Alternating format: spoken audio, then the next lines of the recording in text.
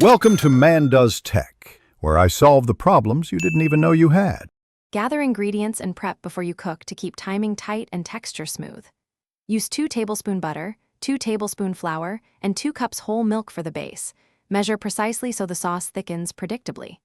Grate 8 Oz sharp cheddar and measure 1/4 tsp salt and 1/8 tsp cayenne to season.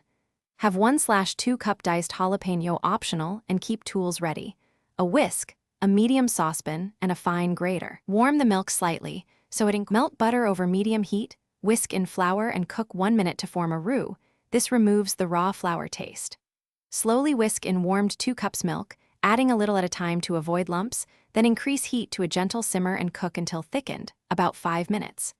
Remove from heat and stir in grated 8 Oz cheddar in batches, allowing each addition to melt before adding more, so the sauce becomes silky and smooth. Adjust salt and cayenne to taste. Testing on a chip. If the sauce is too thick, thin with up to 1/4 cup milk, adding a tablespoon at a time.